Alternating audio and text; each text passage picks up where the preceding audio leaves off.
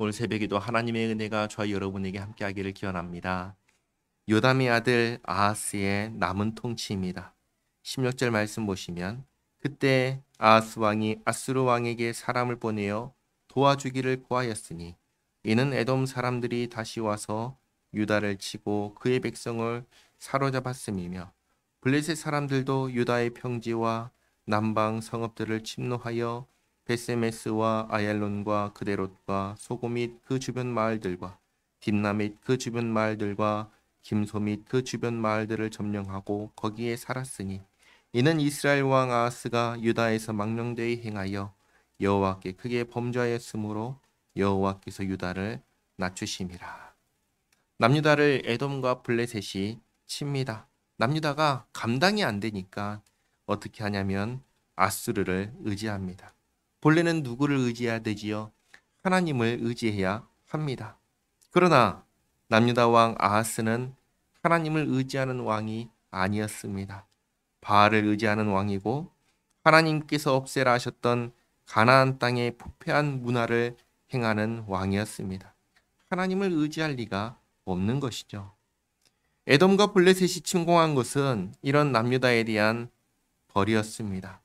그리고 벌을 받으나 여전히 회개하지 않고 하나님을 의지하지 않고 아수르를 의지하니까 나라는 어떻게 되겠습니까? 더욱 황폐하게 되었습니다. 그래서 보면 20절에 아수르 왕 디글랏 빌레셀이 그에게 이르렀으나 돕지 아니하고 도리어 그를 공격하였더라.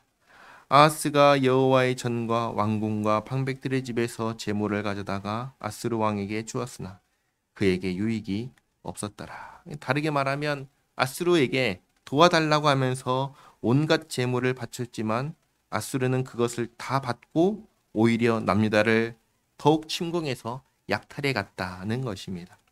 그럼 무엇을 보여줍니까? 하나님을 의지해야 할 나라가 하나님을 의지하지 않을 때 무슨 일이 일어나는지를 적나라하게 보여주시는 것입니다. 귀한 백성들에게 깨닫게 하시는 겁니다. 또 저와 여러분에게 알게 하시는 것입니다. 22절에 이 아하스 왕이 곤고할 때 더욱 여호와께 범죄하여. 이전에 사사시대를 보면은 곤고할 때 회개하였습니다. 그러면 하나님께서 받아주시고 용서해 주시고 회복시켜 주셨습니다. 그런데 아하스는 곤고할 때 더욱 하나님께 범죄합니다. 그래서 뭘 하는지 보면 23절에 자기를 친 다메섹 신들에게 제사하여 이르되 아람 왕들의 신들이 그들을 도왔으니 나도 그 신에게 제사하여 나를 돕게 하리라 하였으나 그 신이 아하스와 온 이스라엘을 망하게 하였더라. 다시 말해서 아수르가 강성하니까 아수르의 신을 섬기겠다고 한 겁니다.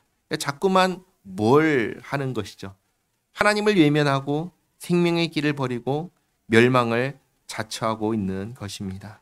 그래서 24절에 아하스가 하나님의 전의 기구들을 모아 하나님의 전의 기구들을 부수고 또 여호와의 전 문들을 닫고 예루살렘 구석마다 제단을 쌓고 유다 각 성읍에 산당을 세워 다른 신에게 분향하여 그의 조상들의 하나님 여호와를 진노하게 하였더라.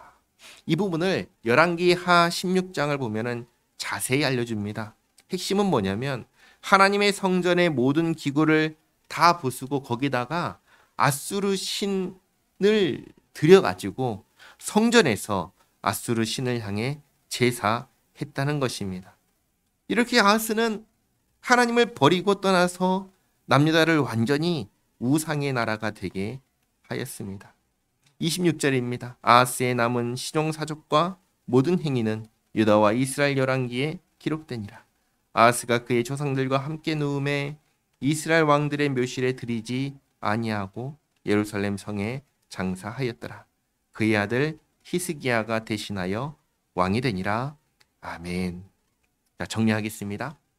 아하스의 아버지와 그 할아버지를 생각해 보시기 바랍니다. 아사랴, 요담, 아하스입니다. 아사랴는 하나님의 성전을 범했다가 나병으로 죽었습니다. 그걸 보고 자란 사람이 요담입니다.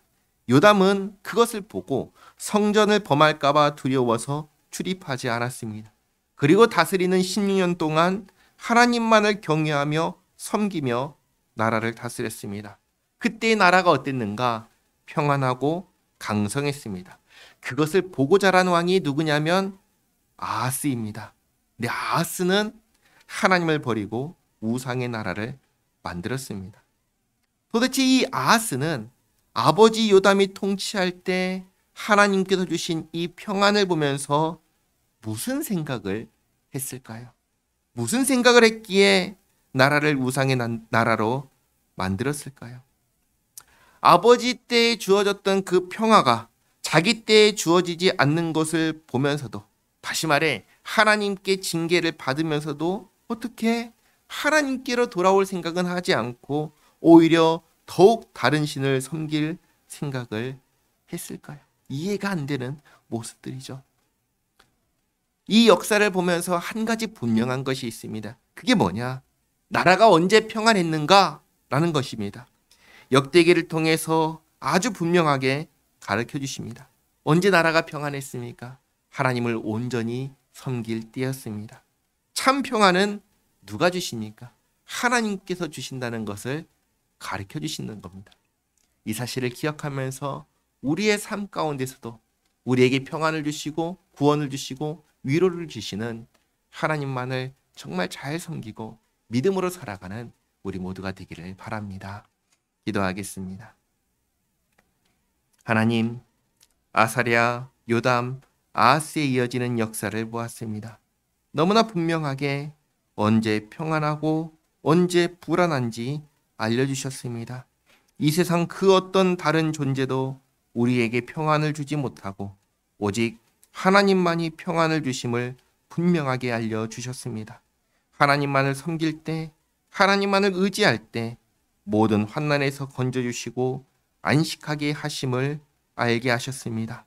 주님, 저희가 주님께서 보여주신 대로, 알려주신 대로, 또 깨닫게 하신 대로 정말 주님만 섬기며 살게 하옵소서. 이 복된 삶을 평생 살도록 주님 저희를 붙잡아 주시옵소서. 하나님, 저희 가운데 몸이 아픈 성도가 있습니다. 주님 위로하여 주시옵고 돌보아 주시옵고 회복시켜 주시옵소서. 오늘 하루도 주님과 함께하는 복된 한날 되게 하옵소서. 예수님의 이름으로 기도하옵나이다. 아멘.